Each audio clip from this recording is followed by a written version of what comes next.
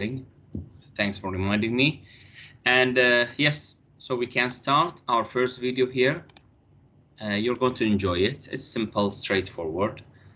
And yep, go on. Hey everyone, and welcome to the Engineering Toolbox channel. Today I'm going to be talking about a very powerful tool known as a control chart. But what exactly are control charts and why are they so useful? My goal is to answer those two questions in this video. Before I get into things, I want to pose a question.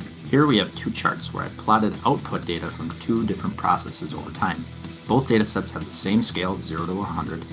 My question to you is, are these processes in control? Or is one in control and the other out of control?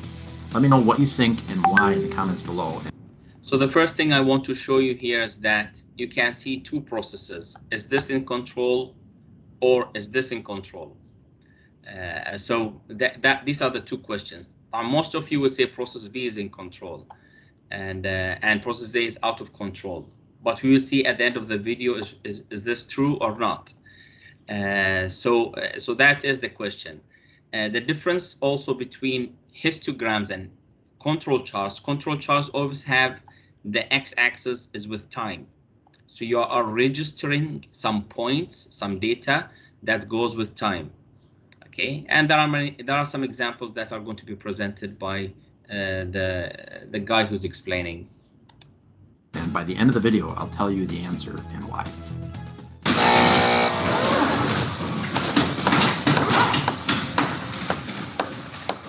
So the first piece of understanding control charts is understanding variation. There are two types of variation, common cause variation and special cause variation. To help us understand these concepts, let's use an example. Think about the time that you get to work every day. Is it exactly the same time? Or would you say you usually arrive between a certain range of times? Say you usually arrive at work between 7:45 and 7:55, with an average time of 7:50. This range represents common cause variation. It is predictable. In other words, your boss can count on you to arrive in this time range, as long as the general process stays the same, that is. But what if your car breaks down? You definitely aren't going to make it to work within the usual time range. This type of scenario represents special cause variation, where there is some atypical cause that leads you to arrive at work way later than usual. Luckily, your boss uses control charts, so as soon as 7:56 hits, he knows something is up and he calls. After you tell him what's happened, he sends a cab and a tow truck and you make it to work even though you arrive much later than usual. Alright, I'm only joking about that. Hopefully your boss isn't using a control chart to monitor when you arrive at work. If that were the case, I'd say he has some serious micromanaging issues, but you get the point. So control charts help us separate and visualize common cause variation and special cause variation. And that's really what separates control charts from your basic run charts or time series plots. But how exactly do we determine what is common cause from special cause? In other words, where do we draw the line on what amount of variation is considered common? Because as we talked about, there's always going to be some amount of variation, but the key is determining how much variation is abnormal. So this is where things get into the statistics, but don't worry, I'll keep things somewhat light for now. Basically, some people that are much smarter than me have come up with ways of determining where we should draw the lines between common and special cause variation in a process. Those lines are called the control limits. The upper and lower control limits are determined first by calculating an estimated short-term standard deviation, or sigma value, based on the data set used. The standard deviation is just a measure of how spread the data is. Then we add 3 standard deviations above the mean and subtract 3 standard deviations below the mean to set our control limits. For a process that is generally under control, we can then say with some degree of confidence that if a data point falls outside these control limits, then there must be some special cause driving that excess variation. It is very important to note here that we are not simply taking the standard deviation of all the data points to get our sigma value. That would not be correct. The sigma values we want to use are derived using different statistical constants and equations specific to the type of control chart being used. The simple, or maybe not so simple, explanation for this is that these equations and constants allow us to calculate the within subgroup variation or short-term variation of the process. Using the short-term variation allows us to get a better measure of the amount of common cause variation in the process. To understand this idea, just to get one point here is that you can see how the control limits for different control charts. Now these are different control charts. So control chart is not only one type of the chart. It could be an X bar chart, it could be an R chart, it could be an I chart, or it could be an MR chart. There are even more, okay? And with these types of control charts, there are different ways of calculating the lower control limit and the upper control limit. So the equations here, of course, are all statistically identified using some tables and some equations, as you have taken in statistics. So at the end of the day, it is simple. You're going to calculate the X bar, which is the average. You're going to calculate some R bar, which is related to X bar, which is just a calculation of standard deviation, something like standard deviation. Whatever it is just an equation you submit, you substitute, and after you substitute, you get the value of the lower control limit and the upper control limit. Okay, and now we are not into the types, we are just putting the concept of something called LCL and UCL. Last semester and even this semester, there are two senior projects that are dealing with the control charts. So let's continue. Of the amount of common cause variation in the process. To understand this idea, let's say I were to go to a machine and ask an operator to make me 10 samples of a part in a row without changing any settings. Because the samples were taken back to back over a small window of time and we told the operator not to change any settings, any variation between those 10 samples would be from common cause variation that is normal to the process. But now say I waited for the next day and a different operator was running the machine and I asked him to make me 10 samples without changing his settings either. There's a very good chance that there is some variation between this operator samples and the first operator samples because it's a new day, a different operator, the materials may be different, etc. There are tons of tiny variations that could add up to a significant variation between those two sample sets. So because of this, if I were to take the standard deviation of all 20 of those samples, the standard deviation would be larger because that calculation would be including the variation within each sample set and the variation between each sample set. So again, just to drive this point home, with control charting, we are interested in the short-term variation of a process, not the overall variation of the process. For this reason, the standard deviation and control limits are estimated from a measure of the short-term variation and not that overall variation. Another concept that comes up when dealing with statistics and control charting is the idea of signal and noise. So I want to address that now. Signal and noise are really just terms for how we categorize the data on the chart, where signals are points that are outside the control limits and noise are points that are inside the control limits. So basically, special cause variation is what leads to a signal and common cause variation is what just creates noise. And you may also see these terms used interchangeably. So knowing what we know now about control charting, let's go back to the question that I posed at the beginning of this video. Are these processes in control? And the answer is yes, both of them are in control. And I know that because I actually put these to the test with my control charting template that I built in Excel, which I'll link to that video in the description. And when I did that, all the data points are in control.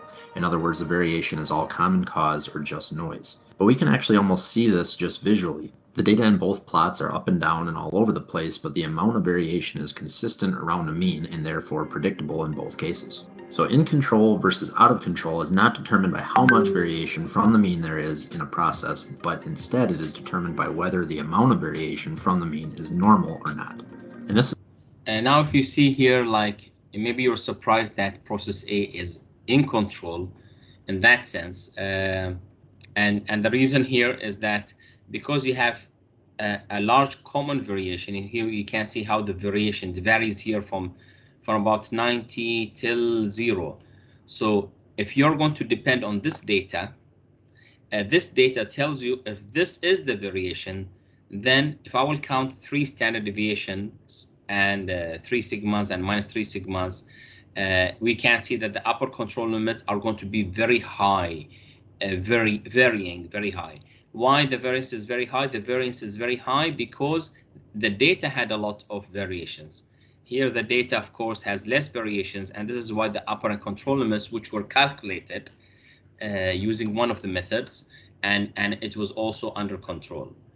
So your data are very important to identify the upper control limit and the lower control limits. So they depend on what? They depend on your data. If it varies a lot, they vary. If it doesn't vary a lot, it doesn't vary a lot. Okay, so these red crosses, that the top one, which is the upper control limit, and the lower one, which is the lower control limit, depends on what? Depends on the green dots, which are the data that you are entering. Okay. This is a good segue into my last point about control charts, which is that control charts by themselves tell us nothing about the performance of a process.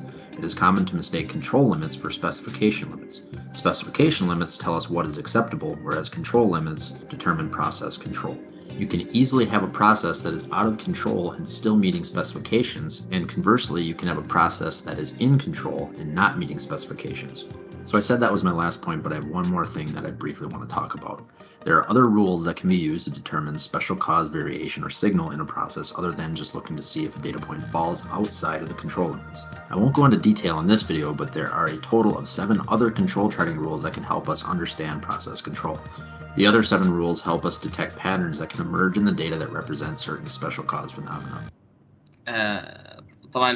These are some special control chart rules. We're going to see that in the next video. And these rules, for example, I'll just give you an example. If you have, for example, you have a trend that means that you have a point. Here's the trend actually. If you have data points, 3 data points, or sometimes 4 data points, it depends on what is your rule. That increase.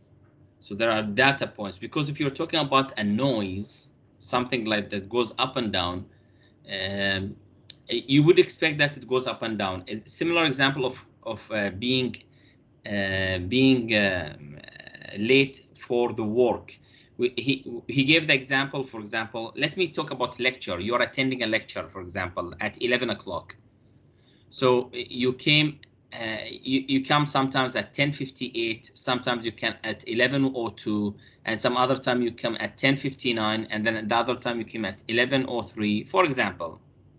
But if I would say that you came at 10:58, the next day at 10:59, next day 11, next day 11:01, next day 11:02, this gives us an indication that there's a trend where it's going out of the limit. Okay, so there are some rules that we use as part of the control chart that helps us. Another rule, for example, if you have 2 data points that are out of the control limit, that are after each other consecutively. Okay, so this is something else. You have another rule talking about out of the upper control limit and the lower control limit. So these are different rules.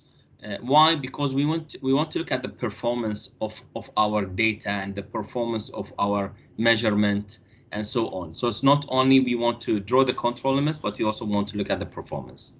So yeah, that's it. So let's continue. Represent certain special cause phenomena. So now let's talk about the usefulness of control charts. The first thing that control charts can help us do is to just understand if we are dealing with a process that is in control or out of control. Just understanding this is very important because a process that is in control is much easier to improve or change than one that is out of control. If we monitor a process or gather historical data, analyze it with a control chart, and we find that it is out of control, our first step should be to start diving in and understanding why. Once we understand why, we should work to get the process to a state of control before working to improve it. Until we do this, improvement efforts will be very difficult, and it will be very hard to measure or detect any improvements that have been made. Also, if we don't have a process that is generally in control, we won't be able to use the control chart to detect signal from noise in the future. So if we do have a process that is generally in control, we will be able to determine signal from noise. And that is very important because we do not want to react to noise. Again, this is because noise is caused by all of those variations that are natural to the process. If we tried to reduce this variation, it would be at best a waste of resources, and at worst we could actually add more variation into the process. On the other hand, we do want to react to the signals because if there is a signal, that means that there is an assignable cause behind it that is more than just normal variation. Signals tell us when to take action. Signals either tell us something good happened or something bad happened. In the cases where we don't want the process to move, if we see a signal, that means something bad happened. In these cases, we should investigate the root cause and try to correct them. But what if we do want the process to shift in one direction? If we were measuring something like defects, we would want to see defects go down. So if we have a process that is in control and we get a signal that is below the lower control limit, that means something good happened. Either we made a change on purpose and now we have an indication that the change is working, or there was a change that we didn't know about and we should investigate it so we can do more of it. Hopefully this video has given you a better understanding of what a control chart is and why they are so useful. I'm hoping to continue this topic in future videos where I'll break down each type of control chart, discuss. Okay, so that is our first video for now, and now just to get more ideas about the trends, the different trends, or the rules, sorry, the rules of the control charts, and how to interpret them. But before I go to the rules, so I just want to ask, like, did you understand generally what is a control chart or not?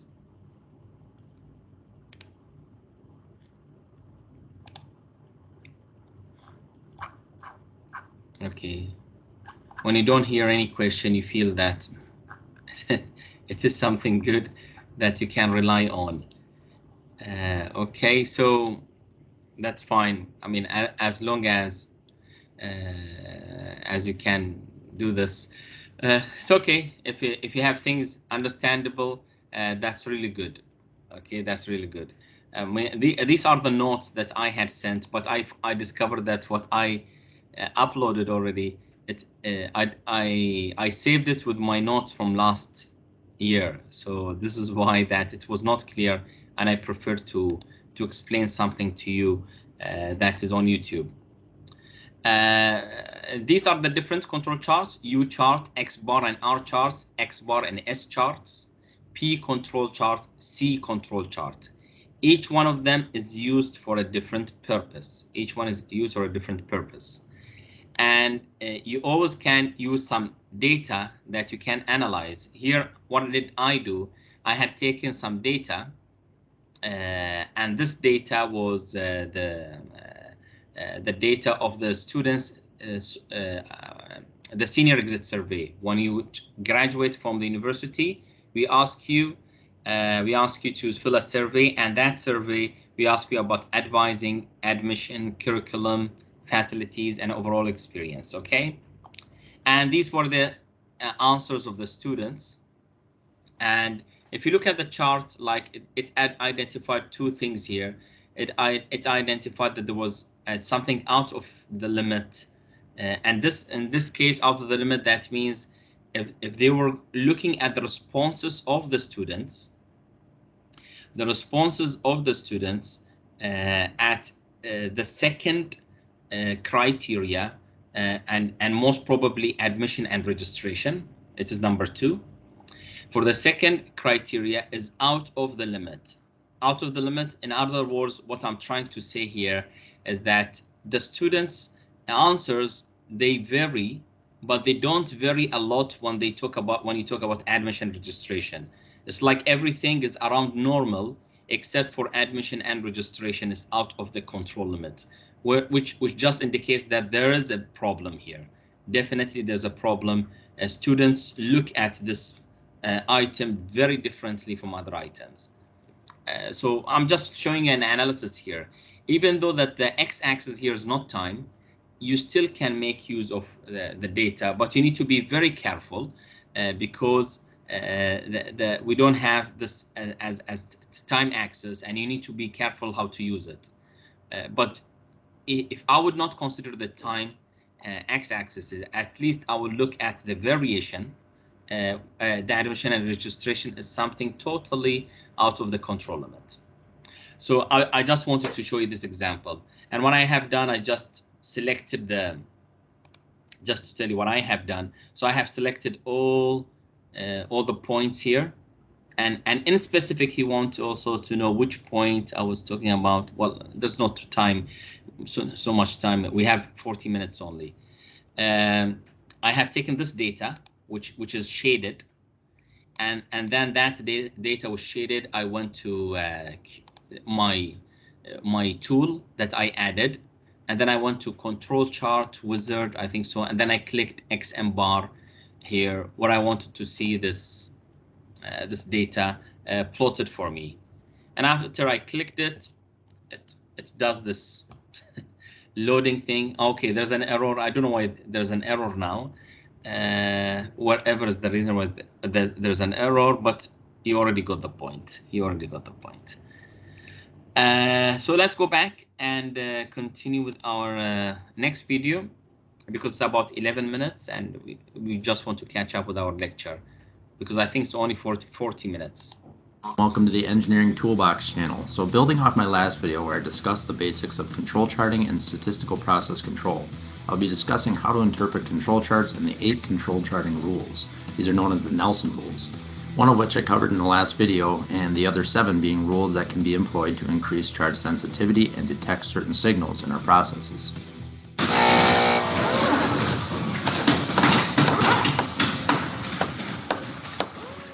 Control charting rules help us detect 2 things, shifts and patterns. Shifts are phenomena that occur when some special cause has made the process change or move. Obviously, there can be different amounts of shift. In other words, a process can shift a large amount or just a small amount. Patterns are arrangements of data that can emerge when a special cause is influencing the form or shape of the data. These are things like trends or certain sequences. Let's look at an example data set. Do you see any shifts? Any patterns? Just visually, we might be able to look at the data and see some patterns or shifts. Here might be a trend, this might be a shift, this looks like it could be some kind of pattern, but we want to be a little bit more certain. Luckily, these rules aren't just made up or arbitrary. Each rule detects a phenomena in the data that would be statistically unlikely to happen if all the variation in the process were normal or just random. So with that, let's dive into the rules and see what they tell us.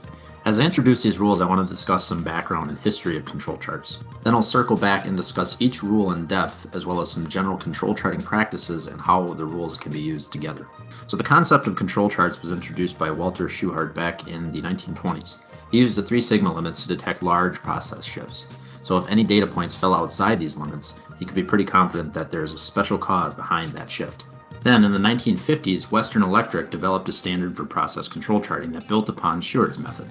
Their standard included 3 additional rules that could be used to increase charge sensitivity and detect smaller process shifts. Western Electric's rule number 1 was the same as Shewart's. Western Electric's second rule is a test to see if 2 out of any 3 sequential points are greater than 2 sigma from the mean on the same side. Similarly to rule number 2, rule 3 looks to see if 4 out of 5 data points are greater than 1 standard deviation from the mean on the same side. Western Electric's last rule, rule number 4, tests to see if there is a run of 8 data points in a row on the same side of the mean. So this Western Electric standard became popular in industry and in fact is still used and referred to. But then in the 1980s, another player in the SBC realm released his method, which included an additional 4 rules for detecting certain patterns in the data. Nelson's first rule was the same as Shewart's and Western Electric's. His second rule was actually pretty much the same as Western Electric's rule number 4, only he recommended using 9 data points in a row. Then his third rule was a test for a pattern of 6 or more data points in a row, increasing or decreasing. The fourth rule looks for 14 data points in a row, alternating, increasing, and decreasing. Nelson's rule number 5 and number 6 are actually the same as Western Electric's rules number 2 and 3. Again, those are looking to see if 2 out of 3 points are greater than 2 standard deviations from the mean, and if 4 out of 5 points are greater than 1 standard deviation from the mean. Nelson's 7th rule is a test to see if 15 data points in a row are within 1 standard deviation from the mean on either side. And finally, rule number 8 is a test for a sequence of 8 with points on both sides of the mean, but none of the data points fall inside of 1 standard deviation of the mean on either side. For the rest of the video, I'm going to be focusing on Nelson's 8 rules and referencing the rules using his numbering system. So now we'll discuss each rule in depth so we can understand exactly what they can help us detect.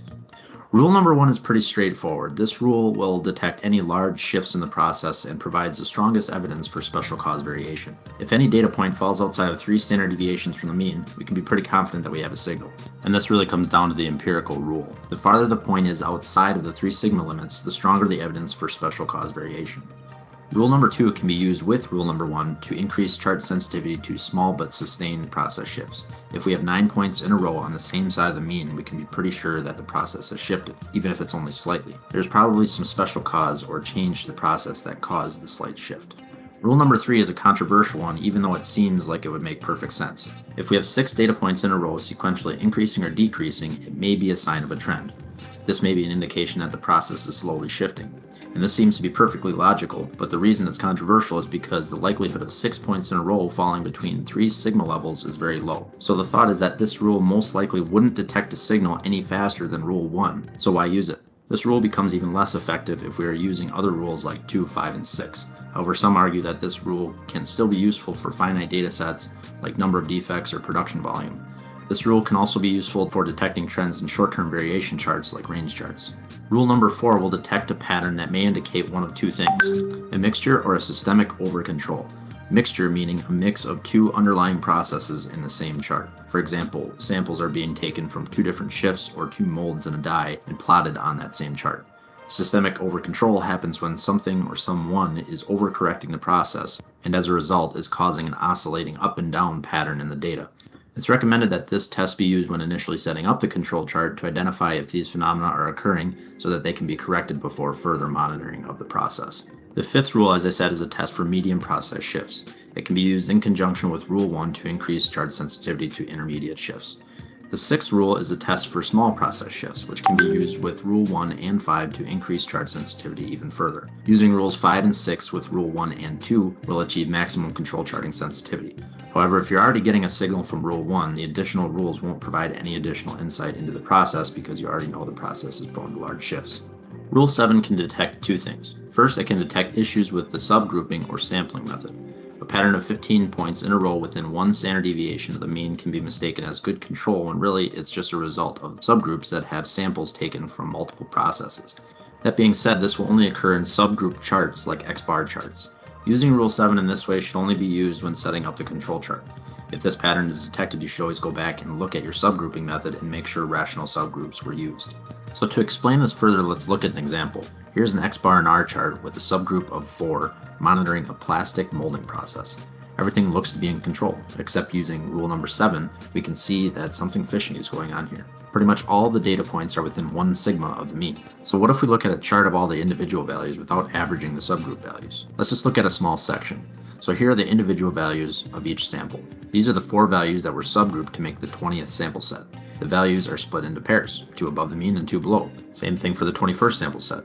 The result is a bunch of X bar values that are close to the X double bar value. So basically what's happening in this case is there are 2 separate sub-processes that are being sampled from, which results in all subgroup sample sets averaging close to the mean. Now, rule number 7 may actually be an indication that the process variation has actually been reduced through some sort of process improvement or change, so keep that in mind as well. If that is determined to be the case, you should recalculate the control limits to monitor the process going forward. Okay, finally, rule number 8 is another rule for detecting mixture patterns. Just like rule number 4 and 7, we often see this pattern when we are sampling from 2 different underlying sub-processes. These phenomena will usually result in a bimodal distribution of the data used in the control chart. That's why you should always look at the distribution of the data before control charting a process. You should look at both the individual values and the subgrouped values. And again, this is a rule that should only be employed when setting up your control chart. Alright, now for some final points about using these 8 rules. First of all, it's important to realize that rule number 1 will capture essentially all of the large process shifts. So if you're getting signals from rule 1, then the other control charting rules will provide little additional insight into the control of the process, because you already know it's not stable. Signals from rule 1 should always be top priority to investigate and correct. This is part of the reason why adding additional rules into your analysis should be done so with caution and consideration. The amount of resources you have to analyze, investigate, and improve upon any signals you detect should always be considered. The more rules you employ, the more signals you will detect. If you want to act upon those signals, it's going to require resources, so you need to decide what is economical and manageable. The other reason to carefully consider how you use these rules is that for each additional rule, the risk of false positives increases. While these rules are based on phenomena that are statistically unlikely to happen in a stable process, there is still a small percentage chance of them actually happening and it just being normal variation. And that risk of false positive compounds as we add more rules. Beyond the risk of false positives, we should realize that there are also diminishing returns on the additional detection power gained from each additional rule. In other words, the amount of sensitivity gained by each rule decreases for every rule that we add to our analysis. Here's a breakdown that shows what I mean. We can see that as more rules are added, the additional power gained is minimal and the risk of false alarms increases steadily. All of this is explained in detail by Dr. Wheeler in an article which I'll link to in the description. Another thing worth noting is that rules 2 through 8 should only be used on charts that analyze continuous type datasets. So these rules should not be used on P charts, U charts, or anything like that. The dataset should also be close to normally distributed because all the probabilities for signals and false alarms for each of the rules were calculated under this assumption. And then the last thing I want to talk about is that rules 1 through 4 can be used for secondary charts like MR, R, and S charts. Just be aware of what each chart is telling you. X bar and X charts are analyzing long-term or between subgroup variation, while MR, R, and S charts are analyzing short-term or within subgroup variation. Let's look at an example where this might be useful. Say we have a machine cutting a shaft to length. Here's an X bar in our chart of that data. The X bar chart shows no signs of a signal, but we can see that rule 2 is being violated on the range chart. That means we can be pretty confident that there has been a small shift in the short-term consistency of the process. This could be an indication that the machine is degrading in some way. Maybe a bushing was cracked or something is loose. The machine degrading wouldn't necessarily affect the between subgroup variation of the process, because even though the variation in the samples is increasing, the X bar values might still average out to be within the normal range from subgroup to subgroup. The between subgroup variation is more than likely influenced by things like machine settings. So based on this analysis, it might be time to call maintenance so they can tighten things up.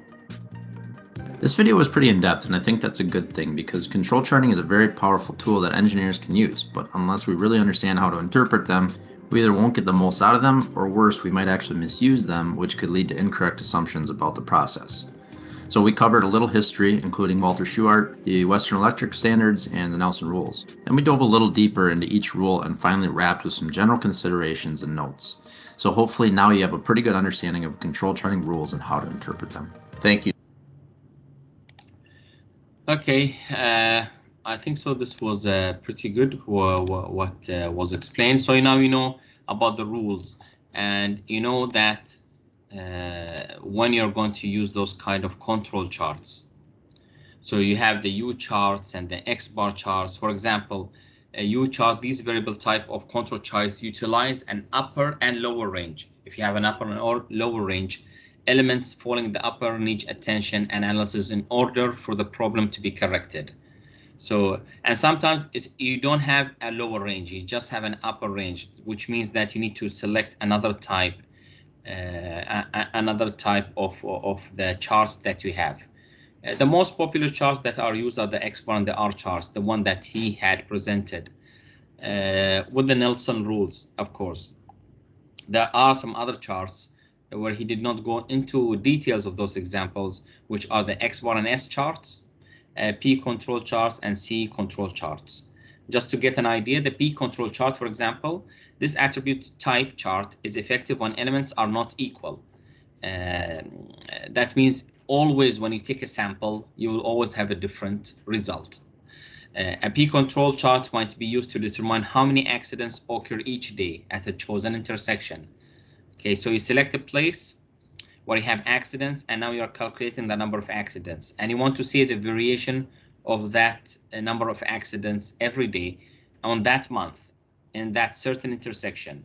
And of course, you will see that this will vary from one month to another month, and maybe you can see a shift or you can see a trend from at certain times for different months. So these are kind of the charts, that the idea that you can get from all what you have here. If you talk about the C control chart, for example, it explores elements that are non-conforming. That means I have something that I'm producing a laptop, 100,000 pieces of laptops. So there's one which is not conforming. Okay, so this is where you use the C control charts, and it's one of the easiest charts because you just need to see what is out of the limit. So a C control chart might be used to explore mass production of one similar product. So mass production of a product where the elements per unit do not conform to the norm. There's some elements which are out of the norm.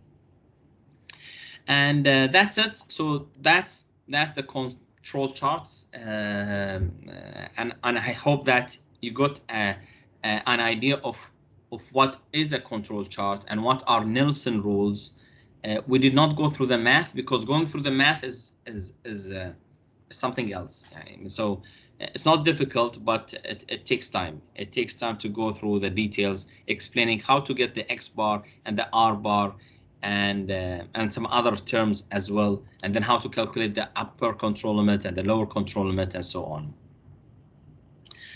Okay, so that's all. So any question?